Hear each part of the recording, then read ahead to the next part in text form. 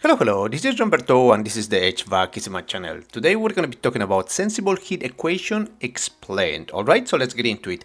So this is coming from the other video that I made just to clarify some doubts and misunderstandings that everyone is having, including me actually, so that's interesting.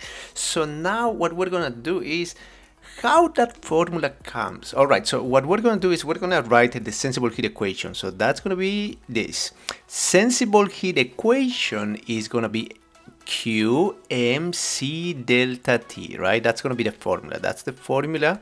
We're going to put in here formula. Okay. Okay, so we're going to go little by little. Okay, so now in the formula it has to do with the units because sensible heat equation is this, and we want to go to this formula that is more technical and that everyone knows. We use this all the time. See, 1.08 CFM times delta T, right? Okay, so we want to go to this formula from this formula. Okay, so what are the units? Let's analyze the units. What is Q? Okay, Q is heat, right? So originally this is going to be BTUs, see, BTUs, and I'm putting brackets to symbolize that is a unit. Okay, so now we're going to go for mass. Mass is going to be in pounds. Okay, all right. Specific heat. Now the specific heat is going to be in BTUs. There we go. BTUs divided by pounds and then Fahrenheit. And this is in English units. And the other one is going to be the delta T. Delta T is going to be in Fahrenheit. There we go. So these units are consistent. How do we know that? Because whenever we cancel them out, see, Fahrenheit goes out with Fahrenheit, pounds with pounds, and I have BTU, BTUs, right? Okay, so now we need to know and talk about rates. What if we want to put rates divided by time, right? So what we're going to do in here is we're going to add this. We're going to have in here BTUs. Okay, and then I'm going to change another color. This is actually divided by time. And that time is hours. Okay, so because actually this equation is, see, there we go. See, whatever result we get is in BTUs per hour. So that's what we're trying to get in here. So that's actually called the heat flow rate. Okay, so now we're going to put in here pounds and then the same units, right? BTUs divided by pounds, Fahrenheit, everything is the same right here, and then in here Fahrenheit. Okay, so let's continue here with brackets to symbolize the units. Okay, so technically if we're adding time, which is rate, so this is going to be BTUs per hour, so this is going to be pounds per hour. So whatever we call this is sensible heat. Let's put in here like this. Okay, we're going to put in yellow. That's the sensible heat. Sensible heat. But this is in terms of rate. Rate means divided by time. So different books depends on the notation or depends on the actually what is more comfortable for everyone. Usually when they divide it by time, they add a dot on top of the variable. So in other words, this is going to be QmC delta T, and then you put on top a dot. Let's put a dot on top. So Q, a dot, and M, a dot. So what would this be? So whenever you put a dot, that means it's divided by time, which is hour. So what we call that is heat, right? Heat flow rate. All right.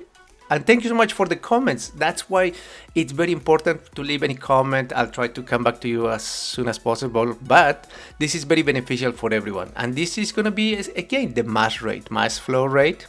Okay. Let's put in here flow rate. There you go. Okay, so this is divided by time. Okay. All right. So I guess until this point, we're all good, right? We're dividing it by time, and then heat flow rate, mass flow rate. Okay. Why are we saying this? Because the formula that we're going to be trying to get to is actually a heat flow rate. As you can see in here, it says BTUs per hour, right? So that's technically this should be like with a dot, but as I mentioned, depends on the notation. So they never put a dot. This is more for formulas, more for research, more for, it depends on the nomenclature actually, but this is more technical in the field. Okay, all right. So now what we're gonna do is, there was a confusion between converting from CFM to feet per hour, but let's continue step by step. Okay, all right. So what we're gonna do in here now is, what is mass? So mass is actually, we're gonna put this in yellow. Okay, so this is density equals mass divided by volume, right? So in other words, if we solve for mass, this is going to be density times volume. There we go. See, it goes right here. However, if you want to put in terms of rate, then you're going to have your mass flow rate, and then you have your volume, see, rate, airflow rate. There we go. See, with a dot, because you cannot put the density divided by time. It's not a rate, it's a constant, right? Okay, so mass equals density times volume, and that's what we're going to plug this in here in the formula. So what we're going to have in here is Q equals, instead of putting mass, okay, let's not forget about the dot, instead of having mass, we're going to have density, volume rate, and then C delta T. Okay, so I'm going to arrange this a little bit better. So let's put in here like Q equals, so what is going to be density, specific heat, and then times V delta T. Okay, so what am I putting these two guys together? Because these are constants, as mentioned in the other video. In the other video, density, what are we talking about? Density of air. So this is going to be the density of air, okay, depending on the elevation, but at the standard condition is, at the standard conditions, this is going to be 0.075, right, as we mentioned in the other video, right?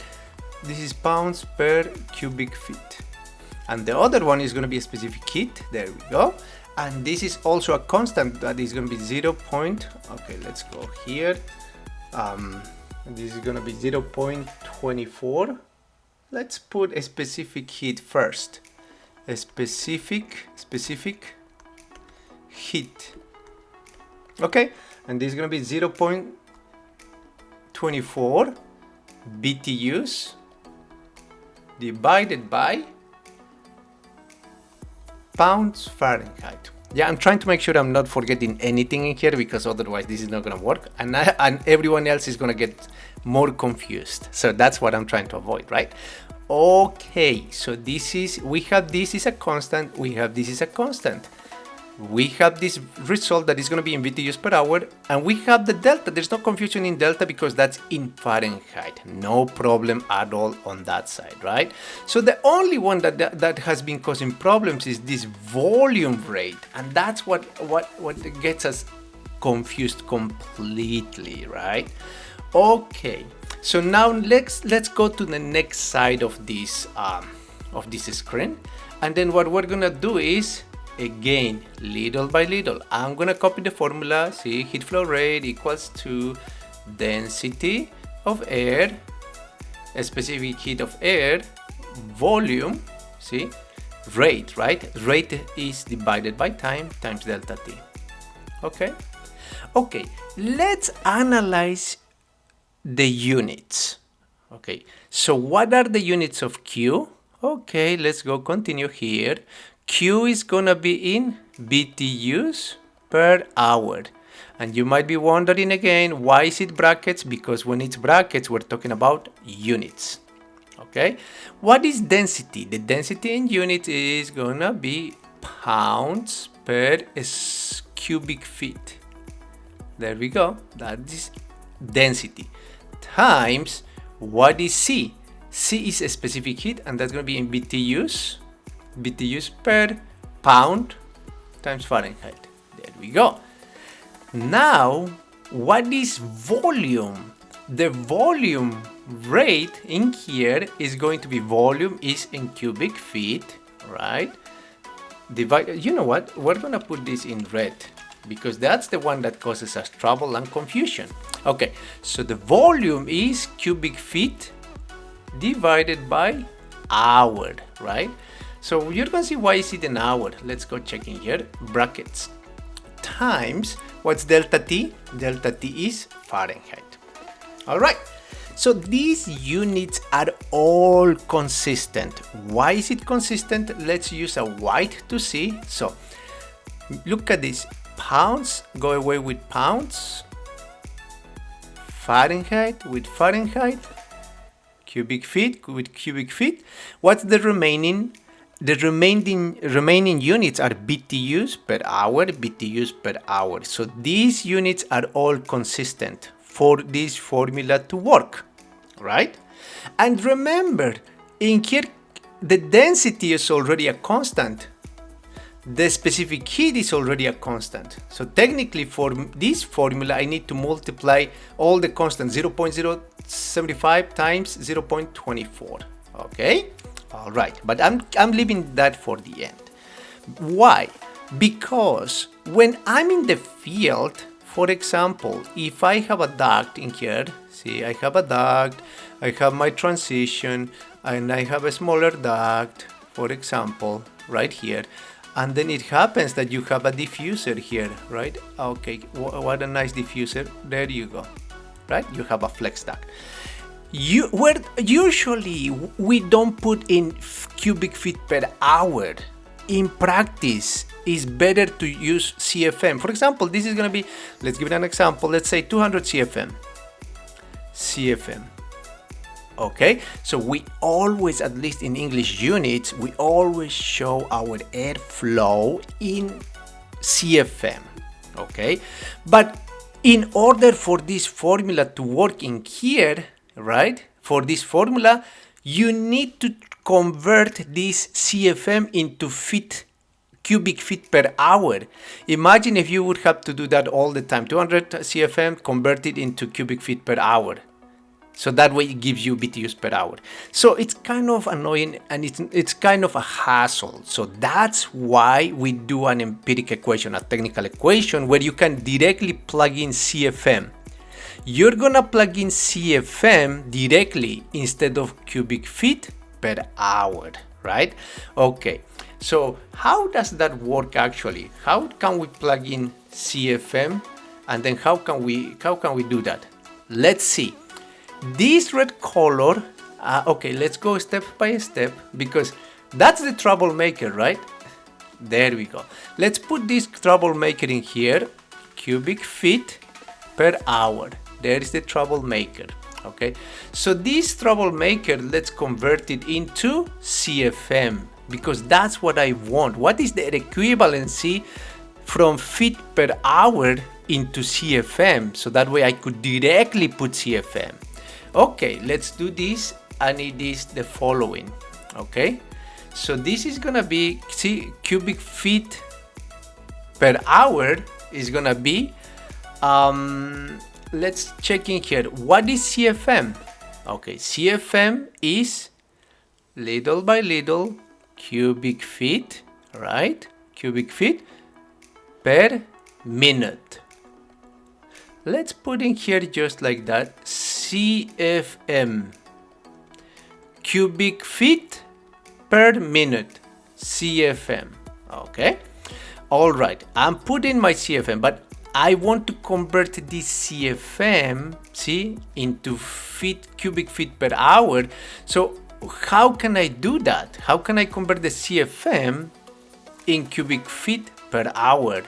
So that way I could plug it into this formula because this formula only obeys when my airflow rate is in cubic feet per hour, right? Okay, let's convert the CFM into per hour. So cubic feet per minute. So convert these minutes into hours times the minutes are below, right? No, are below. So if they want to cancel out, it has to be on top. Minutes an hour, right? So technically 1 hour 60 minutes, right? So that's the only part I'm doing. We're not replacing in here hour per 60 minutes. I cannot do that because see, if I do this cubic feet, 1 hour is 60 minutes, right? Even even in this case, I could literally put this 60, go to the other side if it's an equation. But technically, I don't want anyone to get confused on this actually, because sometimes it's kind of how you want to see it. You want to see it from this side or you want to see it from this side. I'm using this side for now. So let's go back. See, I'm going to erase that for now. Okay, so we're converting, and sorry for the redundancy, but this is the troublemaker right here. So we're doing this feet per minute, cubic feet per minute, that's CFM. I want to convert this CFM into cubic feet per hour. So it's an easy equation. 1 hour is 60 minutes. Why? Because they could cancel. And then we have in cubic feet hour. So technically, if you're doing this, what we're gonna have in here is cubic feet per hour equals, so I'm just gonna make a line in here, equals, we're gonna put in here what is white. What is white? This is CFM, see CFM, which is cubic feet per minute, times, see, times 60. There you go. Why? As you can see in here, this is CFM, right? And this is a constant, number 60. So finally, let's put this all in the equation. So this is the only part that you have to worry about.